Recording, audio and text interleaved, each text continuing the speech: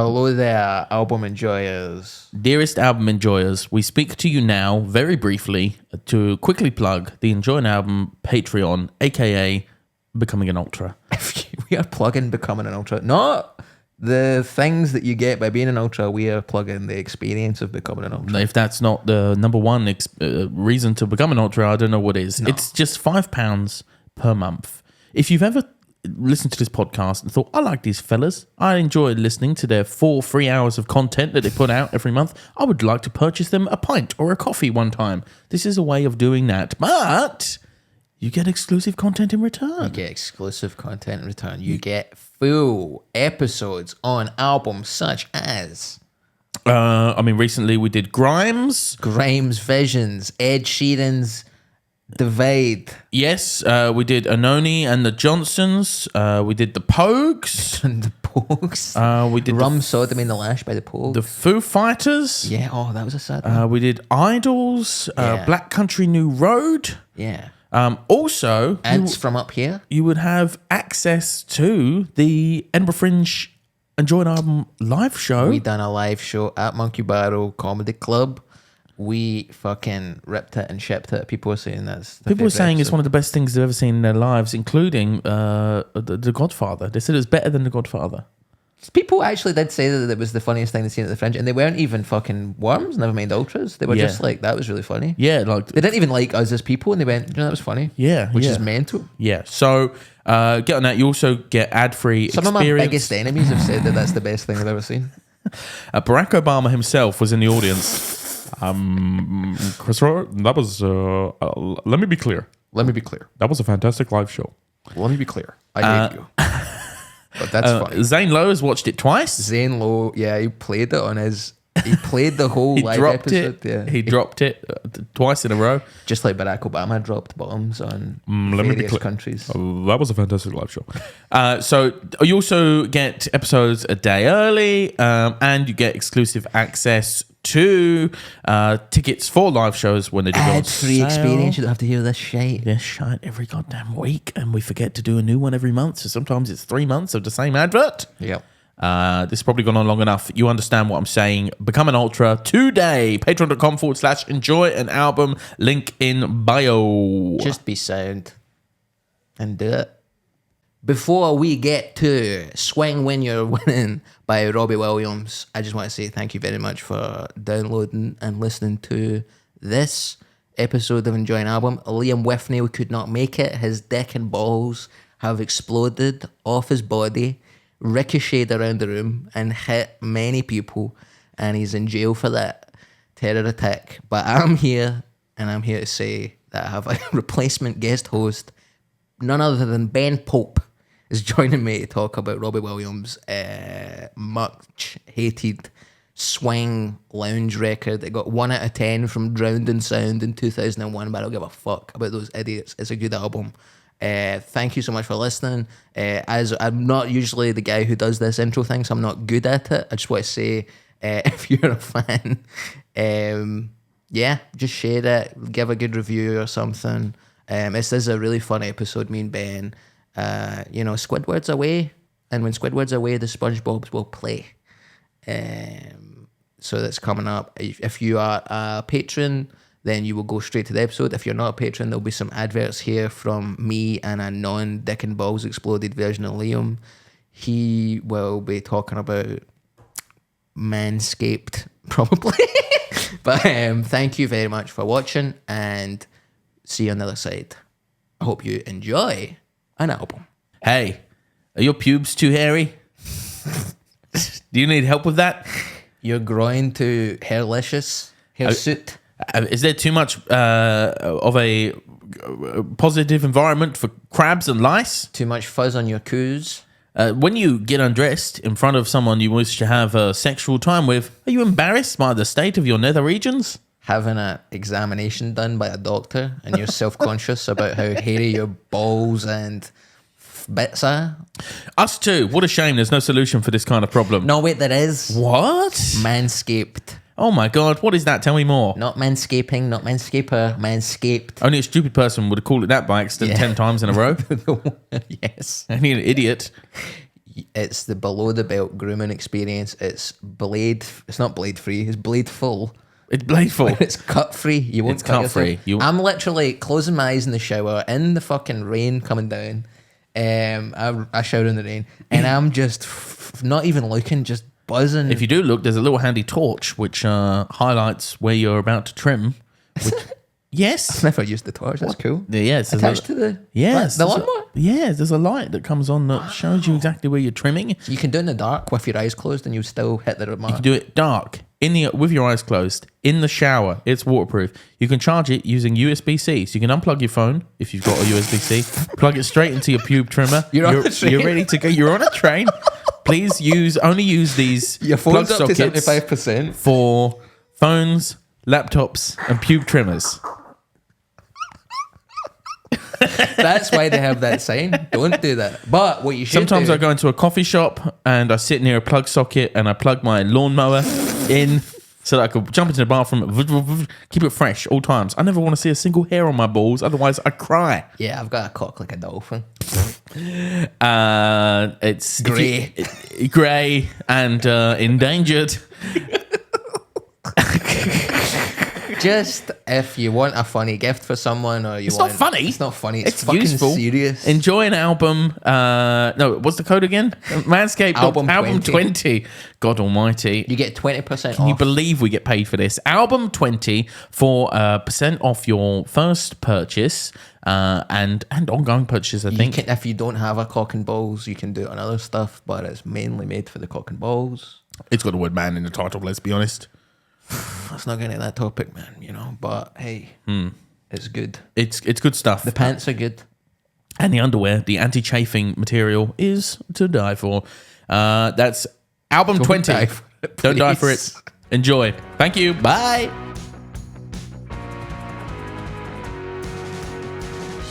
You're listening to Enjoy an Album, the podcast where two comedians listen to some of the greatest albums of all time. Let Robbie entertain with his suave take on American swing classics. A bold project starts as such with I Will Talk and Hollywood Will Listen, and his Mr. Bojangles captures the Rat Pack's reverie and mischief. Williams receives help from some starry friends too. Nicole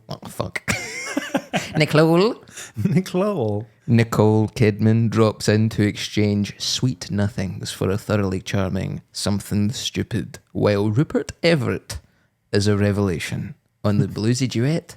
They can't take that away from me. And here's something that you can't take away from me. My special guest, Ben Pope, has joined me in the studio. Enjoy an album. Ben, great to have you here. It's an absolute pleasure. You gave me a few choices for the album to talk about this week. We have went with Swing When You're Winning by Robbie Williams. Yeah, I'd say probably of the 5 I gave you, this is the most accessible to literally anyone else. The selection was borderline insane. It was like... Remind me. There was some weird kind of experimental jazz. There was I probably put some choral music on there. Yes. You are a choir master. Well, you have been a choir master. I was a choir master. I was just in choirs for years and years and years. Well, this Big yourself up. Oh, thank you. Thank you. Baby. An unofficial choir master. Yeah, an enthusiastic amateur. No, I mean, it's part of the reason I was quite intimidated to come on the podcast because my music taste is weird, and then also all the things I like are classical. I have a very old man, 40-year-old man. What type of old man though? Because there's a lot of old men out there. Do you know what I mean? You're not like a Top Gear old man. No, that's certainly true. Yeah. You're like a ale enthusiast. Old man, maybe a bit of ale enthusiasm. Yeah, but not you're not listening to prog rock necessarily. It's more like a very kind of cultured old man. Lonely but sad cultured. Old man. Quietly reading the New Yorker in a corner of a coffee house. That's a nice old man to be. If you're going to be a sad old man, it might as well be a good one. Yeah. No, that's what I'm looking forward to. Yeah. No, it's and I don't know. You guys, I listen to the pod a lot. you know, and you guys have like a bank of information. You guys are very knowledgeable, or at least enthusiastic. We're very enthusiastic. That's for sure. Not knowledgeable. It's also an interesting dynamic as well. I feel like it's quite interesting not having Liam here, because I feel like Liam is the rudder, perhaps. He would be. What is that? What does a rudder do on a boat? I'm not a real nautical guy. You serious with that shirt? You're not even This is a bowling shirt. Oh There's my never gosh. been a bowling shirt offshore. I would love to see you back that up with literally any data. Okay, at maybe all. some cruise ships. Okay, They now must- I think about it, yeah. cruise ships do have bowling alleys. Unbelievable. I've seen brochures, Yeah. but What a brag. actually seen brochures Yeah. in real life. No, Liam's the rudder. He's the he's the thingy, and you're like kind of agent of chaos. I'm the sail, You're the sail. grabbing wind, No, you're like a guy hanging off the back of the boat, like water. shitting, pissing, and vomiting at once. What a lovely metaphor. Thank you, Ben, for coming on.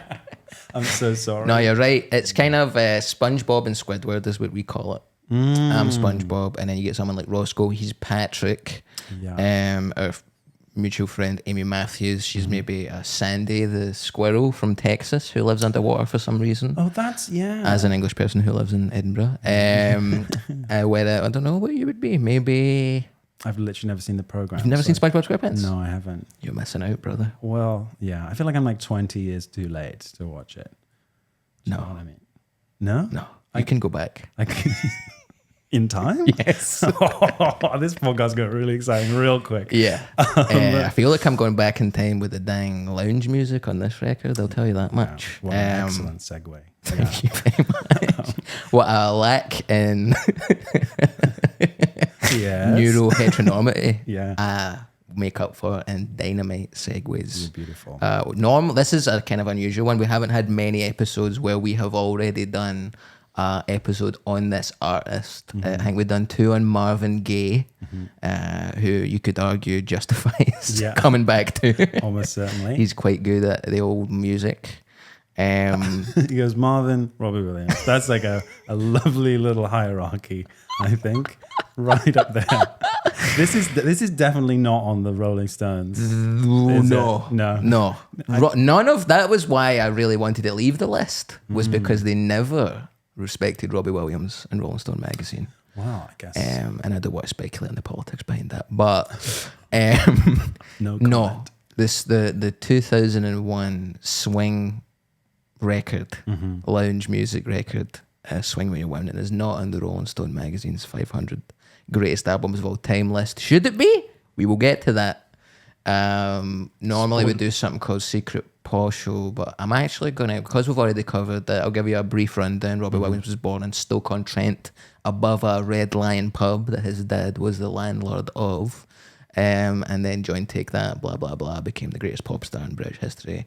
That is history. But I would say. But why did you pick this? This specific album is probably one of the first albums I ever owned. I think possibly the first album I ever owned. When you say owned, do you mean bought? I mean bought, yeah. I mean like You chose it? I think yeah. Or, well, okay, so Robbie Williams, my history with Robbie Williams, at the age of about 7, I kind of liked and did not know any music. I was like a very boring, neutral kind of beige child. And my sister was into like the Spice Girls and all these things, and she loved all these people. And then How much older than you is your sister? 4 years old. Oh, okay, yeah. Yeah. So she had the A jump tastemaker. on- Yeah, exactly. Oh my God, leading the battle. Heading that you know what that phrase Yeah. is. Yeah. Okay, great. And I just remember being like, I like nothing. And I talked to him. I was like talking to my family, and I was like, can you tell me someone to like a musician to like? And my sister was like, Robbie Williams. You should like Robbie Williams. So I went out and I bought like 2 Robbie Williams albums. Yeah. One of which I think was not Sing When You're Winning, but the one after it? the one before it. Oh, the one with Angels? Yeah, yes, possibly. You're expecting me, or I'm expecting you, or someone is expecting something. A baby. Expectations. Yeah. Great Expectations by Robbie Williams. An incredible novel. And And so I listen to them, and we're very different men. You think so? Robbie Williams and I. List the differences.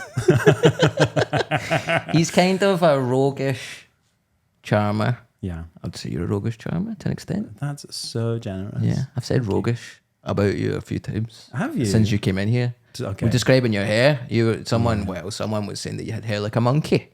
A little Japanese onsen monkey with a pink face and spiky hair. There was a humorous picture they were holding where the monkey was holding a phone. Yeah. And I did think you looked like that, but then you said that the hair that you wanted as a child was Tai from Digimon. Yeah, yeah. And you have that hair. And I think I kind of do have that hair now. If you had goggles, this is it on your forehead, the like the steampunk goggles. Yeah. Oh, yeah. The Honey Loops bee. Yeah. goggles. Same goggles. Yeah. Same guy. People don't talk about how the Honey Loops Kellogg's bee will look like a Digimon trainer. And I think for good reason. Yeah. Okay, fair enough. Well, seemingly he had the goggles because he's like flying, because he's a bee and he's like an aviator, and he needs he doesn't want to get insects in his eyes. Sure. But he's a bee. He is a bee. So, What's going on in a bee's eyes? Pollen. I didn't realize Is that an issue? Philosophy podcast. It gets to different places sometimes. What is the speck in the eye of a bee? I think that's a Bible verse. What is the speck in the eye of a bee? A rich man has about as much chance as a camel going through the speck in the eye of a bee, I believe is the Bible passage. It's good that you believe that. That's good. I believe that you got 2 Robbie Williams albums? Yeah, I know. Really splashed the Really cash. went into it. Why do you think your family pushed you towards him? I think it was as simple as he's a famous male singer. Because there was a boy in my school called, I won't put him on blast, I won't say his second name, Jack, in Girhill Primary, same class as me. And he said to me once, he was worried, he was like, I don't like any music. And I was like, what are you talking about? Yeah. And I was like, you must like someone. And he went, Robbie Williams. Great. Oh, Yeah. no. So this is somebody who you've shared Man, that an person ordeal and answer with. was Jack Black. It's Jack Black. Unbelievable. School Rock backstory. fame. Yeah. This was before all those Tenacious D moments, man, when he was just a Glaswegian child. Yeah, no, I think he's a very easy guy to get into if you don't like anything. Well, my thing about Robbie Williams is that he kind of embodies male British masculinity because he likes a laugh, he likes a drink, he likes to talk to ladies and stuff, but there is a deep sadness inside him. Oh, big time. He's one of the most fucked up guys there's ever been. Do you think so? Yeah. Have you ever heard the song Feel? Yeah. I just wanna feel real love in the home that I live in. I mean, don't we all, Robbie? But you don't want to be shouting that in the street. No,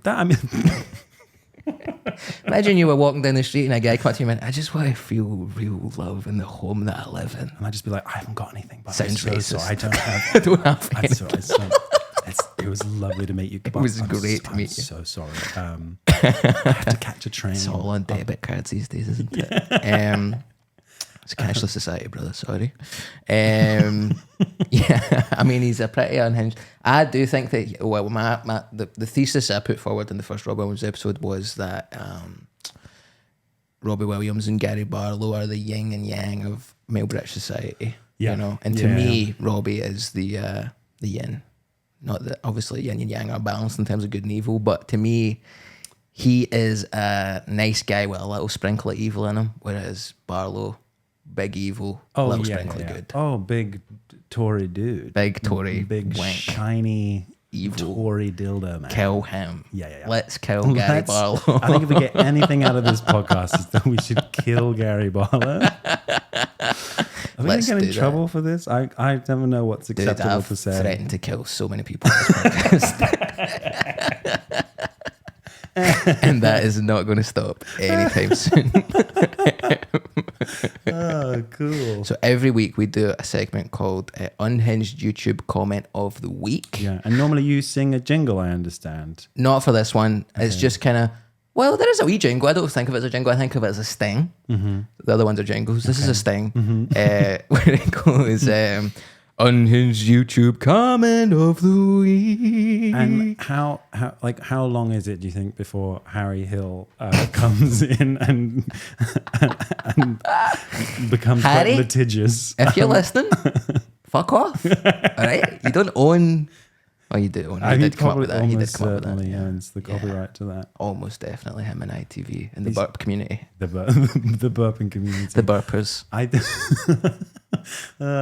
do think that I mean there would be a funny, like, Harry Hill has like such a brand as well. He'd be so, Brand? He's got. Well, he's a bald look. and he's got a big collar. Imagine if he was like outside TM Learn with like a tape measure, just being like, "It's too big. You gotta. Oh, it's a little."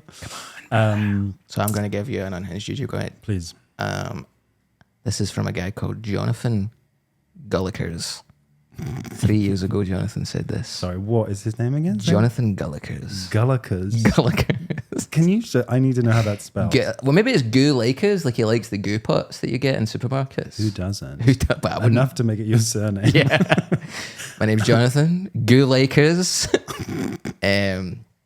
We all love the goo, John. But he said 3 years ago, he said, I remember the time vividly when Take That broke up and Robbie went about it on his own.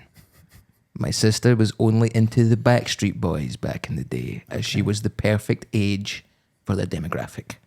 Nonetheless, no one could ignore the enormous superstar Robbie was becoming. So much even that some of us forgot that he was ever in a boy band at all. Whoa. Although I wasn't a big fan of his work as a pop singer, this performance impressed me so much that I bought the DVD. Watched it over and over, amazed by his adequate skill as an entertainer and musical artist. At this time, I knew we were witnessing the best male performer the industry had to offer. Robbie vanished into the background some years after. Figures, I thought. No one can handle that amount of attention from crazed, horny women. I mean, the guy had the world at his feet, and then some. Oh my God. Years passed, and I thought Robbie was lying in a ditch somewhere, having succumbed to the pressure of being idolized into immortality. But then he showed up on Dutch television, giving a candid interview for everyone to see. I like that he talked to us as if we were neighbors. I remember this one thing in particular. He mentioned he shared a story about how he one day looked in his fridge and grabbed a cucumber, holding it up to his girlfriend or friend, manager, wife, whatever, and didn't know what it was. What's this green thing? I mean, can you imagine anyone who's well in their 30s asking you what a cucumber is? You'd probably think they were having a stroke. Not Robbie, though. No. Robbie was that big of a star that he didn't need to know what a cucumber was until the age of 40. Obviously, no one would agree this is a positive sign. On the other hand, there are far worse stories to be told from the greatest artist the world has ever seen. Up until now, I think Robbie's life is way more than an inspiration. Him being him is something we can all learn from. Wow. That's a lot, isn't it? That's one of the most unhinged YouTube comments I've ever seen. And that is from, I think, from Something Stupid. Wow. Oh, there's so much to unpack there. Yeah.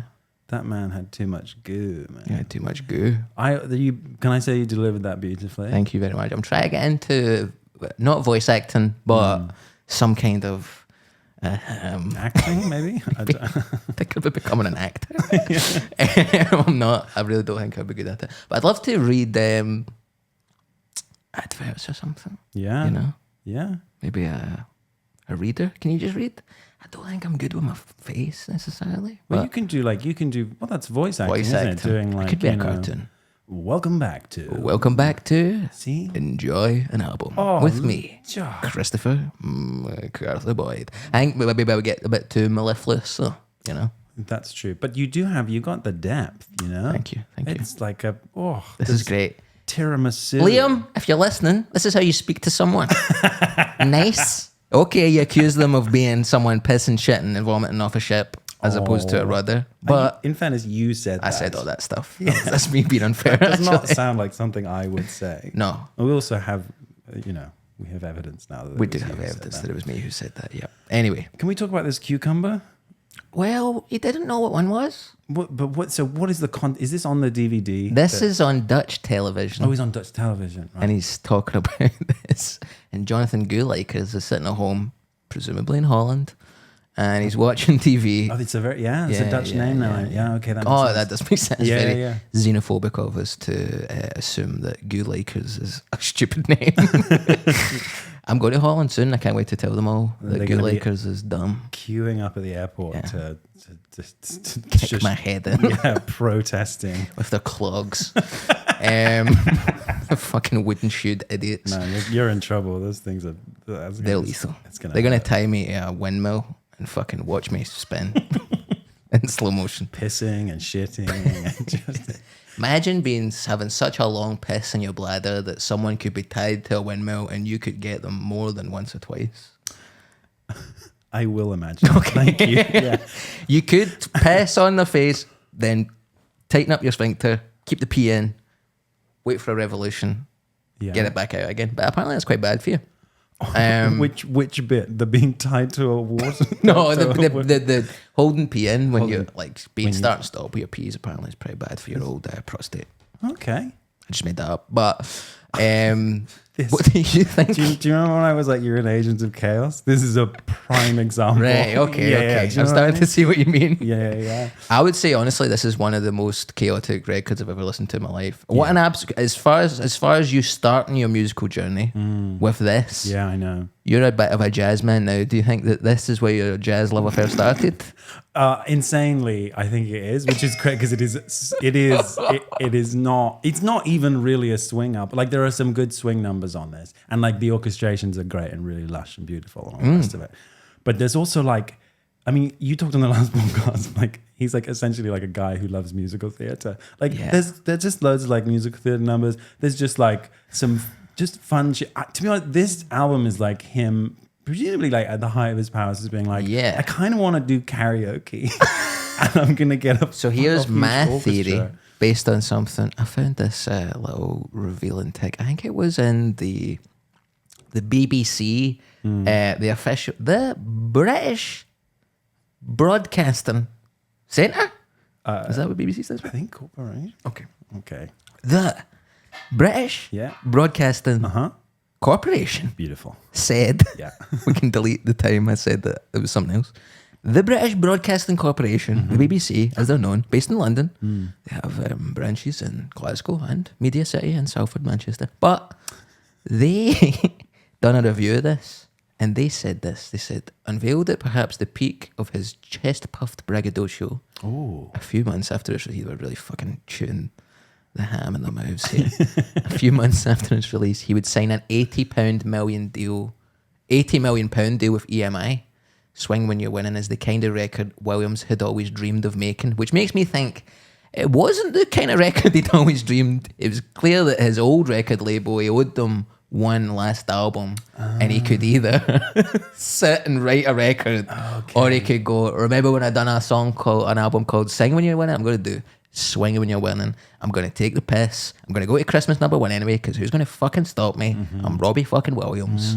But I think this is kind of like Neil Young done a similar thing where he had a record deal and he had one album left and he just done an album of like computer music, and they were like, Neil, this isn't, come on. And he was like, what, you Bye. didn't say that you were going to get fucking, Harvest, you get Computer Love or whatever Neil Young did for one record where he pretended to be a robot. And That's awesome. So this is the equivalent, I think, of Neil Young pretending to be an automaton. Yeah. Yeah. Sometimes it does sound like that. A wee bit, sure. It's really I honestly think it's one of the maddest fucking things I've ever heard in my life, this album. I remember I was a huge one thing I want to say is I remember I loved to read when I was a wee boy. You can probably see my collection of music books that I just bought. I just like buying books. And you're a book boy. I'm a big book boy. I love that you've like just casually. This is just how they are in your house. That's just all just lined up, just piled real just lackadaisically, just like, oh no, just well, I have the drummer from the Talking Heads autobiography just behind me sometimes. There's nothing wrong with that, hovering behind you all the time. Yeah. Why not? So I'm a big book boy, but I remember reading all my books. I was a kind of voracious reader to the point where it upset my mum. She would kind of buy me a book and I'd just read it in a day and she'd go, well, that was a waste of money. Wow. She's like the parents in Matilda. Just, you watch the goddamn TV, for God's sake. no, she was like, read, but like, don't read that fast. It's like she had a very similar approach to biscuits. Sometimes she would buy me bad biscuits deliberately because the good biscuits would get ate too quick. Wow. And I'm like, how does that make any sense? Surely you won't. Anyway, we won't get into that. She's a good woman. But I remember I ran out of books and then I found my dad's Rat Pack book about the Rat Pack, about Dino, Sammy Davis Jr., Frank Sinatra. You forgot his name? I forgot his name. Frank. Frankie. Someone. Oh, Frank little Sinatra. old Frankie. I read Frank Sinatra's autobiography when I was like 13. And you shouldn't be reading that. I mean, I guess you start having pubes when you're 13 or whatever, or later. It's normal. It's in that order. So it's pubes, understanding of who Frank Sinatra is. That's adolescence. That's like when you come online. There's like a gland in your body that releases the Frank Sinatra hormone. Yes. And you're like, oh, I get it now. I get it now. Oh, the mafia. Yeah, okay. The mafia in Las Vegas. And it was literally all about stuff like that. And I remember my teacher in school being like, why are you reading this? You were reading Lemony Snicket a week ago. Now you're reading about the Five Families starting up. A series of much more unfortunate events. Honestly, Frank Sinatra had a fucked up life. I met someone who opened for Frank Sinatra. I met Arnold. Schwarzenegger? No, I didn't. A, no. B, I don't think Arnie opened for. Can you imagine? That would be great. What would that he do? Be like a beautiful. Hey! Please do that again. Hey! Jürgen, whatever it is. Yeah, Jürgen. Yeah. Anyway, it doesn't matter that I met someone who met Frank Sinatra. But I loved Frank Sinatra when I was a wee boy. So this is like, I like this type of stuff. I like lounge music, Rat Pack shit. Smooth. And smooth lounge beats. But I think like what was I gonna say? Something to do with like, is it just this version of it is kind of I remember my mum driving me around. No, she wasn't driving me. She was driving somewhere. I was in the car. Just saying, stop eating those fucking biscuits. Stop eating or I'll those leave you by biscuits. the side of the road. You're eating me out of house and home. That book has to last you until the end of this car journey. Stop eating the books. Just because you ran out of bourbon biscuits. The dark custard cream. And wow, that was a real look into your psyche there. You just broke a little bit and was me, like, the dark custard cream. To me, bourbon biscuits and custard creams are the yin and yang of British society. There is nothing that you cannot express through the medium of yin and yang. Life is all about balance. And Liam and Chris are the yin and yang. SpongeBob and Squidward are very much the yin and yang of Bikini Bottom. I do believe that. And I remember that's the central conflict of the show, I guess. Anyway, SpongeBob, no, Mr. Bojangles came on the radio. I think my mum must have had this CD because they're not playing Mr. Bojangles on the radio. What do you think you feel about Robbie's interpretation of Mr. Bojangles? Because when I first heard it, I'd never heard another version of Mr. Bojangles. You hadn't heard Nina Simone or Sammy Davis Jr., two black people. Yeah, exactly. You'd only heard him. Yeah. I found it incredibly moving. Yeah. As a small boy. Yeah, you're like, maybe he won't come back and dance. Like you're like, so it's so sad. And he does, if you don't know any of the other versions or history of that song, he does a good job. I get like if you're completely ignorant, it's a great version. Yeah, if you're ignorant and a child, and you don't know that you shouldn't put on that voice. Yeah, he does it. He goes, yeah. Mr. Bojangles. He puts like a a voice on. There's a lot of like Satchmo-esque attempts on this album. Yeah. There's a lot of like, "Ah!" and you're just like, oh no.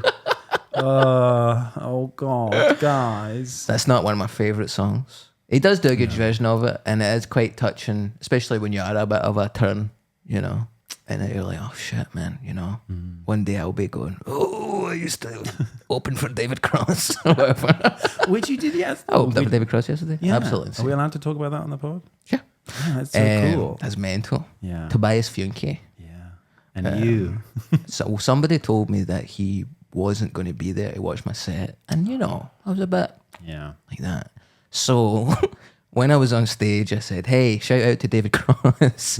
He voiced one of the characters from Grand Theft Auto San Andreas. And, you know, it was a terrible mission, but he'd had a good performance. Let's not hold that against him. And, you know, I was trying to be a wee bit cheeky because he wasn't listening. But then someone showed me a picture of him watching me from the back. And I was like, oh, he saw everything I said. But surely he would have loved that. You'd hope. I can only hope. But you met him, right? Yeah, he was sweet. We were talking about the WGA strikes in America. Yeah. And I mistakenly said that Cameron Diaz was a scab. And he said, do you mean Drew Barrymore? And I said, yes. Oh, wow. So I was just putting fucking Cameron Diaz on blast Yeah. for not being a good socialist. She is mentioned in this album.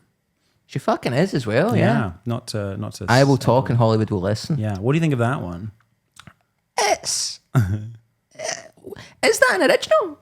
This is the thing. I think it may well be. Yeah. And it's very like... It's in the style of an old lounge Rat Pack song, yeah. but it seems as if he's genuinely saying, this is my big chance to get in with the Hollywood schmoozers. Mm-hmm. It's also a very like, I mean, Cameron Diaz is a great example. It's a very like, the references in it are of a time. The first line is like, Kevin Spacey would call on the phone and I'd be too busy, which is hilarious because it's like, if you were friends with Kevin Spacey now and he rang you up, that is what you would say. You'd be like, oh, Kevin. I'm sorry, Kev. Oh, man. I'm actually really washing my hair for the next 300 years. Kev, you are a sexual criminal.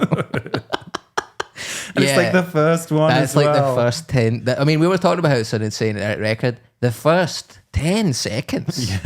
Kevin Spacey phones me up, and you're like, wow. Whoa. Do you know what really got stung by Kevin Spacey? Obviously, all those boys, but. You thought that was a sting and not a jingle.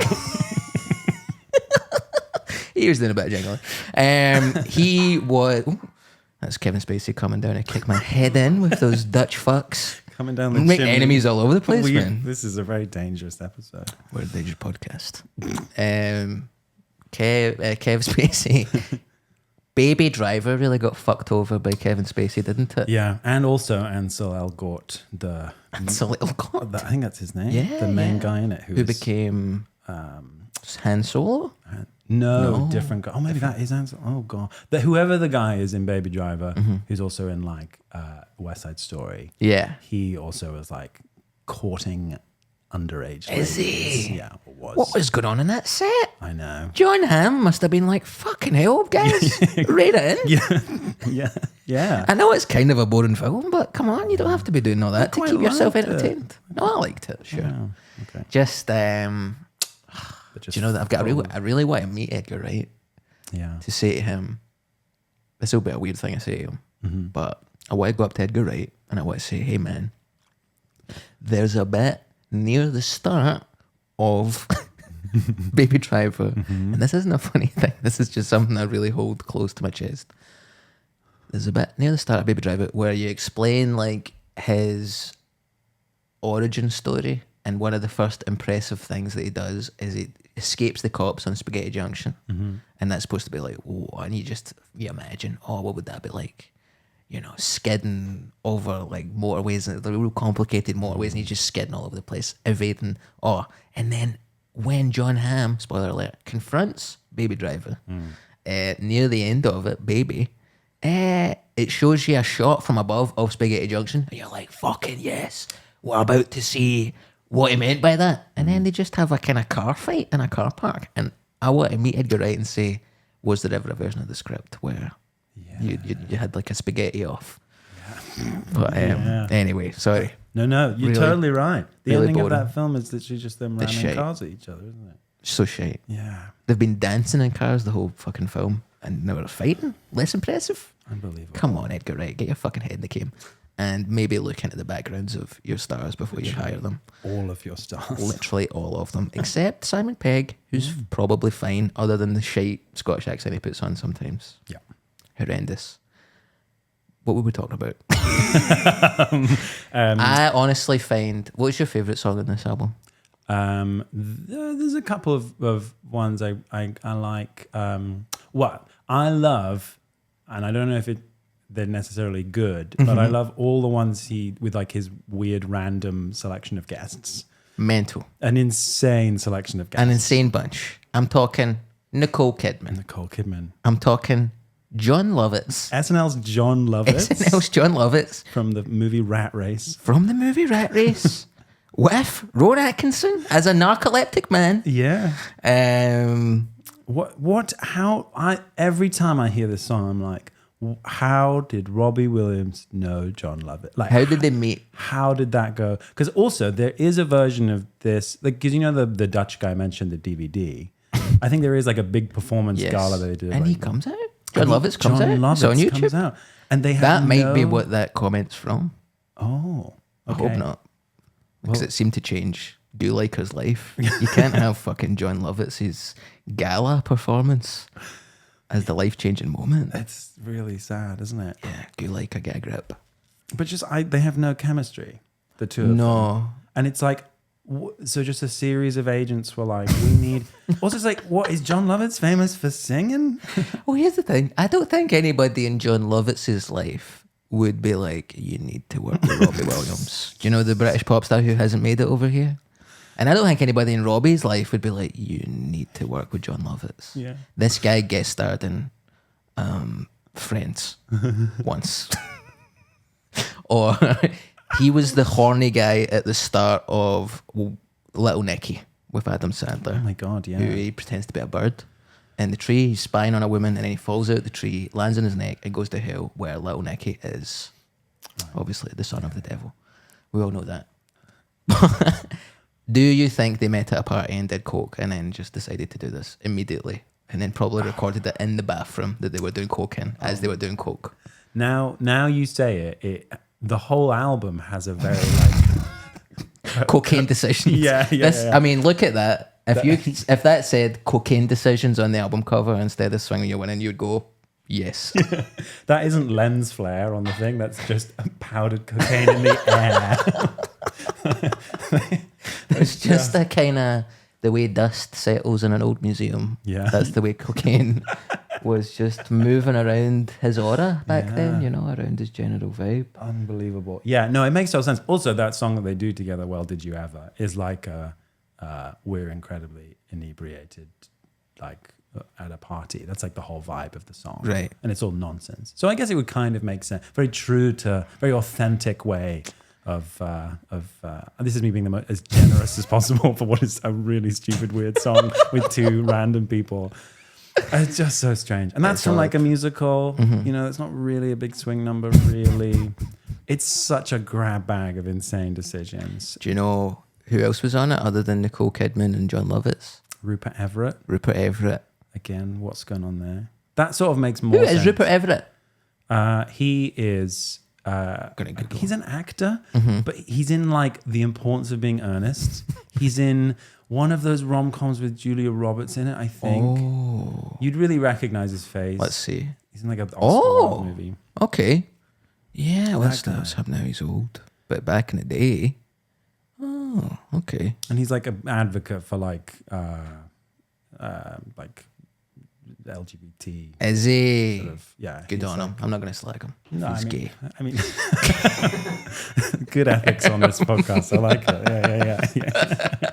I mean, it's a weird. Well, we can talk about this. I guess is that same with Sing When You're Winning. There's a lot of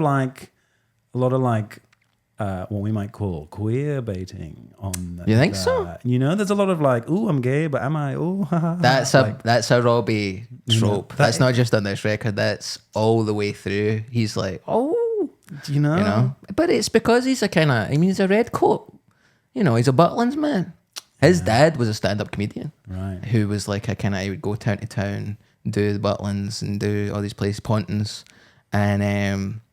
I remember I listened to the Sing When You're Winning episode of this podcast, and you do an exquisite impression of his dad doing. Bloomin' hell. Yeah, here it is again. A man and a woman getting married. And the man's got very smelly feet, and the woman's got very smelly breath. Now you can imagine what happens next. I couldn't remember then what happened next, and now I really can't remember. But I think they both find distaste in each other's smells. Yeah. And it's like, I can't remember what the joke is, but it's very funny. Maybe that is the kernel, the seed of Robbie's latent To me, homosexuality. a man with very smelly breath and a woman with very smelly feet, that is the yin and yang of Robbie Williams. I'm just trying to get a good I can't believe take. you caught me with that. I didn't know what was coming, and oh, god damn it. Yeah. If you keep doing it, you're like a monkey at a typewriter. You will hit something vaguely wise. I will get a real wise hot take that people are like, wow, this guy's so smart. Do you know how smart this guy is? He's really smart. That's all I want people to say about me. I don't think. Another guest on this record. Yes. None other than Yeah. Frank Sinatra. Yeah. He wasn't alive. No, he was not alive. They took his, very similar to what happens in Star Wars. I was going to say. Yeah. This is a. What have you noticed that in Star Wars films recently? They would just take a man who's dead. An old man who died ages ago. Peter Cushing. Peter Cushing. Is he Grand Moff Tarkin? He is indeed, yeah. They put him back in it. Yeah. He died fucking ages ago. And I feel like the Cushing family were like, I don't know if this is. Oh, okay. yeah? I don't know. Oh, did they? I can't remember. They must have made a call. Yeah. They must have said, yeah, okay. I see. How much do we get for her granddad to have his, cybernetic plasticine face injected into this film? $100,000. Yeah, well then. Well, Fine. pudge him up. So Make isn't- him. Isn't that gutting? Like if you were like, oh, my granddad's dead, and we couldn't afford to like get a hologram of him at the funeral, but then Disney come along like, yeah, we'll make a hologram of him, but he has to speak our terrible dialogue. He has to be like, As a treat. this is coming, or whatever. That's a dreadful impression. Better, yeah, fine. I was doing an impersonation of your impersonation because it was so bad. Weird. We is also, well, he's not a Sith, he's just Imperial. So you're right, the Sith could come. Nerd alert. Nerd alert. There is a difference between the Empire and the Sith, but we won't get into that necessarily until next week. The church and state, perhaps. You can't keep them separated. Unbelievable. It's like Gremlins and Food After Midnight. You gotta keep them separated, man. But I think it's very strange when like you watch. But they're doing it to alive cunts now. Because in the new Star Wars thing, Luke Skywalker's there. Yeah. And what they've done is they've found a young man who looks exactly like Mark Hamill. And they've put weird, it doesn't matter, but they've done absolutely insane shit recently. But they've done it. Robbie's Cushinged Frank Sinatra for this. Yeah. Where they've took the song, It was a very good year. I was 17. I slept with a woman upstairs. It was class. Then I was 35. It was a very good year. I slept with more age-appropriate woman. and it's a great song. That's beautiful. Yeah, that's my so interpretation. gorgeous. I was 93. It was a very good year. I forgot that my wife ever lived. So what were you saying? Oh no, I was going to say. I just think it's funny because he's not really 93 by the end. He's like 60 or something, and they're like, "Oh, we're reaching the end of the line." yeah. It's like well, he's only 60. It was a different time, wasn't it? It was. And honestly, maybe we should go back to those days. But listen, Okay. Is this where we pivot onto being quite a right wing? I would say it's a left wing view to want to kill old people. Oh, right. Okay. Yeah. Sorry, I did not follow the line of logic there at all. Who do you think I want to kill? Obviously, many people for many different reasons. Oh God, I'm so worried when Liam sees this. Bloody hell, I thought Ben was going to be a good influence. So no. And it's just devolved into like, who do you think I want to kill? It's like, oh my God. Mark Hamill, maybe? No, I want to kill old people. Moving on. What an album cover! Every week we review the album cover. We go and the theme tune goes. We take a look at the album art and we decide if it is good or fart. This is Dream Sleeves. Oh, wow. See what I've done there? That was gorgeous. Thank You really you so should go much. into voice acting. I want to, Yeah. but people say my voice is annoying and bad. But this is, and apparently that's not good for the voice acting. So let's kind of, Crucial element. we're going to look at this. What do you think of this? Is this the album cover that you had on the CD? I think it is, yeah. I mean, it's pretty rude. I mean, I like Robbie's got his hair sweeped over, old style. He's looking pretty 50s. Side parting. Yeah. Ties undone. That's always a good look, isn't Very, it? very It's when end you're at of a work. wedding. End of the wedding or at work. Or- You know what they say? At the end of a wedding, you're at work. Oh, I thought you wanted to say, you know what they say about the end of the wedding? End of the wedding and being at work are the yin and yang of wearing a tie. Yes. Agreed. It's so great to do a podcast with someone who gets me. Oh my You hear that, Liam? You freak. Oh my God. You're out. I love it because it's just such a hark back to, I bet he wanted this pressed on vinyl. Oh, yeah. Look at this. This is like an old Andy Williams album. And I love in old albums when they just list the track listing on the front. Because, when you're flipping through records in a record shop in the 70s or 60s and you're not looking at the back of stuff. You're like, bing, bing, bing. And you just go through and you'll be like, oh, it's got... Have you met Miss Jones? Have you met Miss Jones?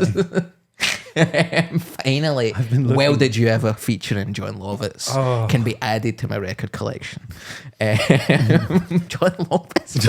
I know, it's crazy. What was he doing? Anyway. You and HMV looking in the L bit, being like, come on, Lovitz, just something. Please. Yeah. I always got John Lovitz and Harmer Superstar confused. I don't know if you remember him. Remember him? No, I don't know who that is. Had a song about himself where we go, HARMAR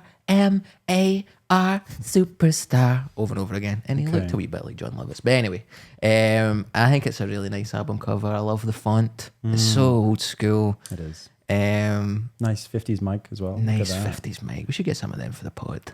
It's very classy. Yeah. I think he's done a great job. He's done a great job. What's sad is that, as you say, like he wanted it for a vinyl, but this is like the rare moment in history when this came out where you probably just couldn't get a vinyl. 2001 wasn't good for vinyl. No, this was a CD. Perfect time for vinyl now. Great time for vinyl in Yeah. the 90s. Well, no, not the 90s, the 80s, whatever. Yeah. And now, nothing. Now people love vinyl, but nobody cares about John Lovitz and are frankly against Kevin Spacey. And that's the real tragedy of the whole thing. Okay. I honestly, I actually felt some stuff listening to this week. Something stupid featuring Nicole Kidman. And I wouldn't normally rate Nicole Kidman as a singer necessarily. No. Wouldn't see it as a singer. But my God. Oh, that kind of the Spanish guitar. Yeah, gorgeous. Arpeggiated.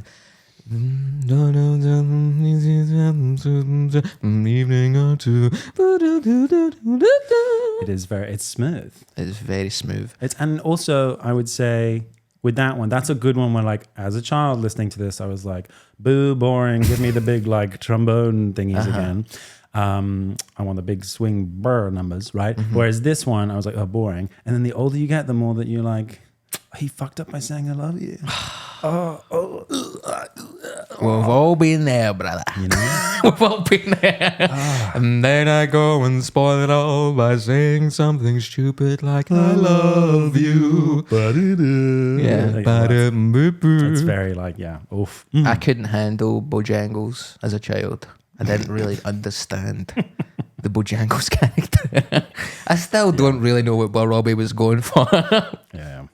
He was comparing himself to Black America. But not a great. that's his issue. Whereas I think I've always loved something stupid. That's a nice one. It'd be good if he was like, and then I go and spoil it all by saying something stupid like nyap, nyap, nyap, nyap. Something like genuinely stupid that doesn't make any sense. Like just like the girl from Ipanema, like being like tall and tan and young and lovely. The girl from Ipanema goes walking in it. She passes each one. She passes, goes, like just absolute nonsense.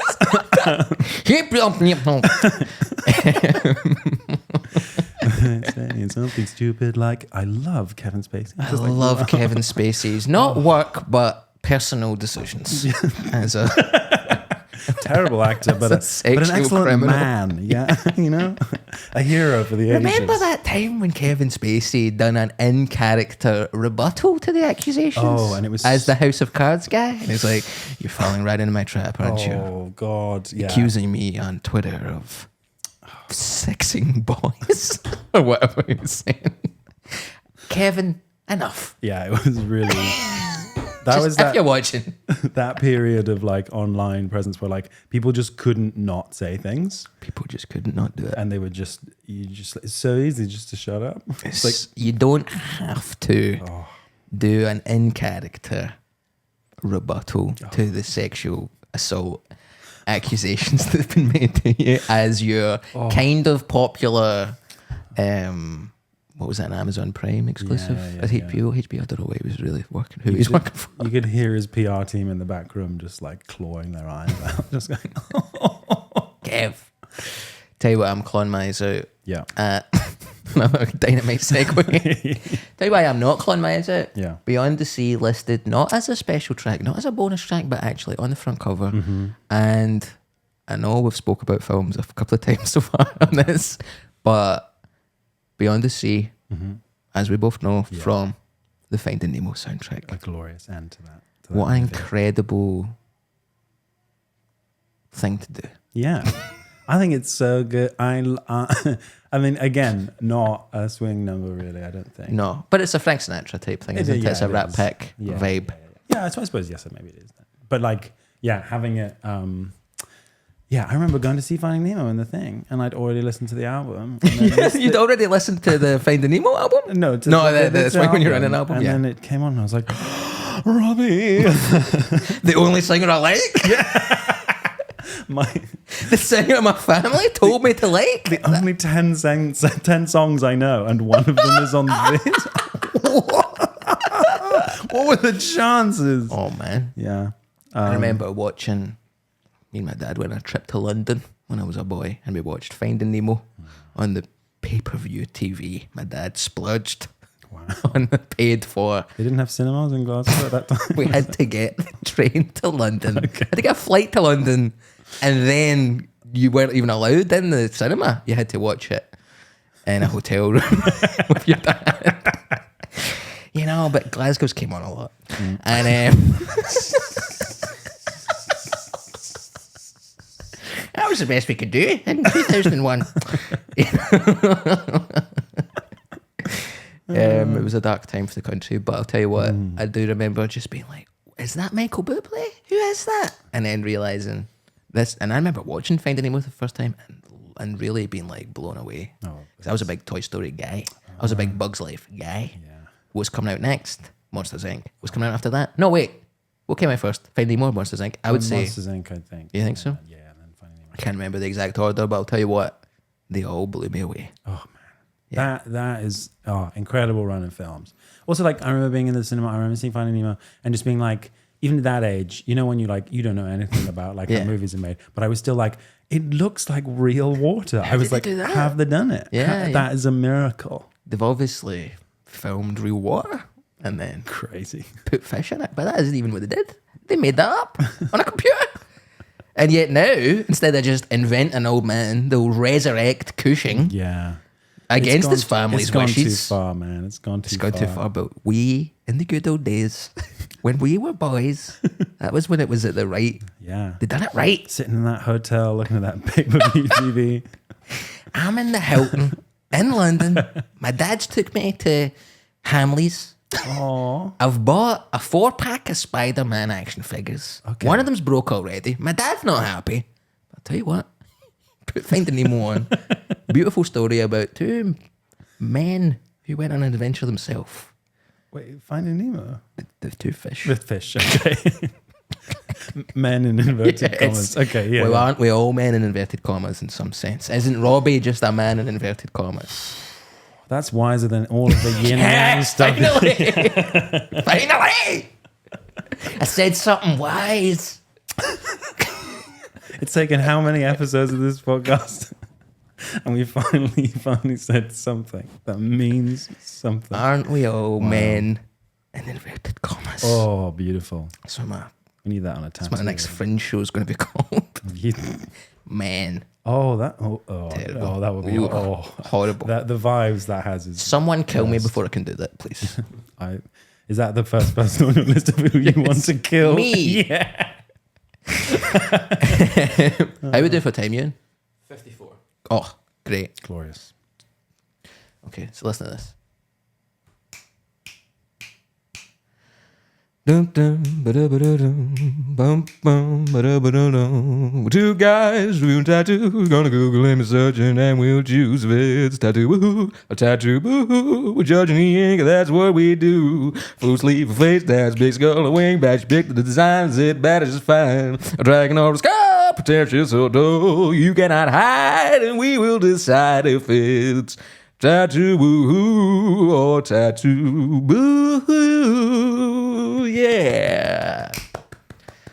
Let's get the tattoos. How did you feel about that? Was that a lot? Oh, it was a lot, yeah.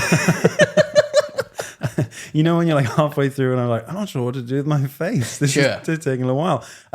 It was, I'm assuming that's a swing version. It's a swing version, of yeah. the, yeah. But I see with Robbie, he was like, oh, some of this isn't swing. You feel that way as well. And man, sometimes you're halfway through a swing number and you're like, I don't know if this is swing or not, but you got to write it out. Hey, and you did. And it You was, got to unlisten your tie like it's work or a wedding, Or work. the end of a wedding.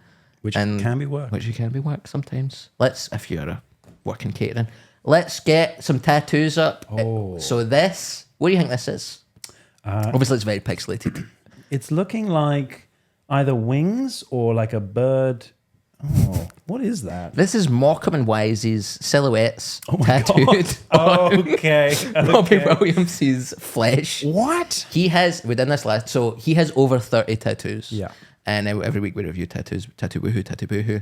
And so I got like 5 last time. This is 3 of the best Robbie Williams tattoos I could find that we didn't cover last time. He has Ronnie Barker and Ronnie Corbett's glasses tattooed on his neck. I remember That's this. mental. Yeah. He also has Morecambe and Wise tattooed. Really, like a Rorschach painting almost. And I feel like if you do look at a Rorschach painting and go, that's Eric Morecambe and Eric Wise, Yeah. you will be incarcerated against your wishes in a sanitarium. Yeah, that's unhinged. If you're in, your therapist's office and you say that, you will be caged. Do you think this is a woohoo or a boohoo? What are you getting on it? Your eyes say boohoo. It's got to have to be a boohoo because it's like, well, for starters, as you say, it's got a Rorschach element to it. Yes. It looks like weirdly, like from my angle, certainly like the Slender Man's fingers. It's got a real kind of like they're long, kind of talony. It looks like Slender Man tried to do like a puppet, like a shadow puppet. Horrid. Yeah. Absolutely cursed. Slender Man shadow puppet isn't the vibe you want from your tribute to a beloved British double act. Particularly when from it's the 70s. meant to be more common. Like it's meant to be It's more. meant to be Morecambe and Wise. Well, so he just loves classic comedy, does he? Well, his dad was a stand-up yeah. turn, so Yeah, he's an entertainer. he's an entertainer. Let me entertain you, as they say. Yeah, as he said. As he once said He- many times. As he once said many times. So I'm going to give it a woohoo because it's mental. Imagine you met an old man in a pub and he went, "I'm my walk with wife's tattoo." You go, okay, Hey, let's be friends. you've got a backstory. You've got a story of your time at the end of the pier. So let's get the next one. Okay, so as a tramp stamp, No. Robbie Williams has the "All You Need Is Love" musical notations with the what's this called? A clef? Yeah, treble clef. And then I said Romana clef, but that's is that what it's called? I don't know. That's a Is type it? of book, I think. Yeah. Yeah. Oh, yeah, Roman and clef. Yeah. No, that's a treble No clef. way. Well, it's the word clef there is like a key. Right? Yeah. So So it's the this same is- thing. But yes, yeah. It's in 4/4. Yeah. And it goes G, A7 suspended fourth, and then I think D minor at the end there, or D7. Lovely. All You Need Is Love. Now, what do you think you meant by that? Because a tramp stamp to me is if you are banging him from behind, you're Yeah. looking down and seeing that. Yeah. Do you think this is one of Robbie's, as we've discussed, queer baiting moves where, oh, this is when people are shagging me? I feel like it Up can't. the arse. I don't.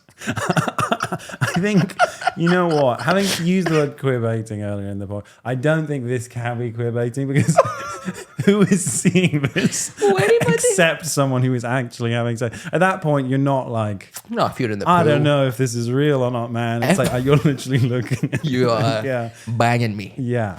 If you were at a swimming pool and you were queuing up for the diving board and he was a few steps ahead of you, you'd be That's- looking at his that's tramp true. stamp also. You'd So let's be not like- rule that out. Yeah. Or his chiropractor. Yeah. There are examples. If you're in a for sure. nude conga line with Robbie Williams, you look down, you see this. Yeah. Well, you're not banging him, but you're not banging him. Does a nude conga line? Does that? I'm not to be judgmental, but I feel like the Venn diagram. You're being very judgmental.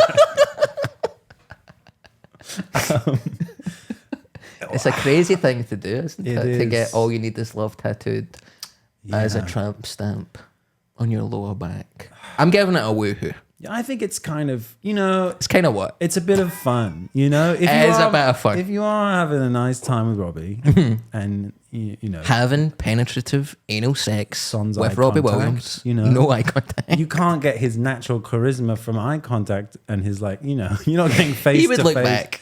It's nice to have a little joke to know that he's taking care of things. Yeah. And you know? listen, all you need is love. And isn't that reassuring when you're having sex with That's- someone's bum? That's true. I'm going to give it a woohoo. I think it's a woohoo woohoo. from you? A woohoo from me. Wow, double woohoo here. Can we get the next one, Ewan? 2 woohoos. And this is on his belly. Okay. He has two swallows, man. and they are seems like they're nibbling at his belly pubes. It's like someone's filled his belly button with seeds, and two swallows have swooped down Oh my god. to procure sunflower seeds from his natural bowl, Yeah, nature's bird bath. nature's bird bath, Robbie's belly. Yeah. Eh, It's and do you know I read about this? yeah. These birds. I read about Where did you read about this? the Library of Alexandria. I went back in time, as discussed, time travel, and before that library burned, I read about this. These. No, wait, that's not true. It was a website about these tattoos. Yeah. The Robbie Williams database, and which is a real thing. I don't doubt it, weirdly. And the birds represent all his female fans. Oh. Okay. Yeah, Oh. but weird. Why? What is it about them that They're free. because they're birds? They're birds. Yeah, and They're they're- bloody birds. Just some birds pecking at his navel. I hate that. I really dislike that. Like at first, you're Would you like to do that though? Would you like to put, if you went to the park and put seeds in your belly button? Would you like it if birds ate out of your belly button? What, do you need me to answer that? I think I would like it. Why? I just want to feel close to them. Oh man. I love birds, like Yeah. like avian birds, Yeah. You know, I didn't. avian flu. No offense, but you didn't Yeah. need to clarify. I love birds. I love like hanging out with crows and stuff. And if I could put seeds in my belly button and have crows eat the seeds, I wouldn't be displeased necessarily. What you saying? Is this a woohoo about? I literally can't get over everything you've just said. There's no. What do you mean you would like it? I'm in the park. Yeah. It's quiet. In the park or just in general in your life? Like, stuff is. Things have gone quiet. Yeah. Accusations have been made. I've not got a busy Google Calendar. All right. And I'm in the park. Yeah. Say no more. Okay. So boohoo from me. This is a rare boohoo. I like most tattoos. But so why are you boohooing? Just because it's so weird. It is that it makes well actually, yeah, now I think about it, I would like it to happen to me. You'd like to be pecked in the navel. It's a triple woohoo from me. A triple Triple woohoo. I really like Robbie Williams tattoos. Yeah. And as a guy, I honestly think he is like such a star. I mean, he is a star, and I think, tattoos, fine. And I like that it's symmetrical. I love, there's a sort of kind of classy Romanesque. There's something going on here. Mm-hmm. Unfortunately, now you've told me, having done your research, that it represents women. I don't like the women who love them. I him. find that kind of... It's a bit gross. It is a bit gross. I also just feel like, I don't know, your navel's really vulnerable area. I don't want beaks in there. I guess that's part of the thrill. Yeah. For some people, not me. Well, sorry for that window into my psyche, but I would love it if that happened to me. I'm learning so much today.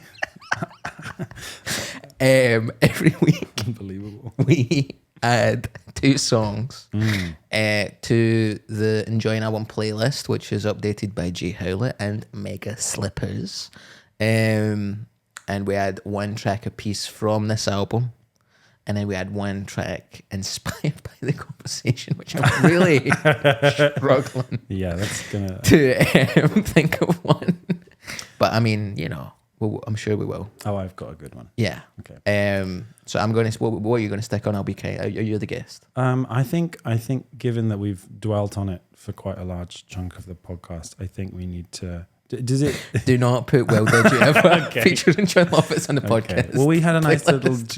We had a nice little duet. Were you about to do that to me? I was. You're a sick fucker. Let's put something stupid because we duetted to that, and that was quite. I thought you were going to say let's put something stupid on it. Oh yeah, which was all I did. Well, did you ever? Okay, something stupid. We'll go on it. I completely agree with that, and I would love to see somewhere beyond the sea, somewhere waiting for me, etc. Watching the thing.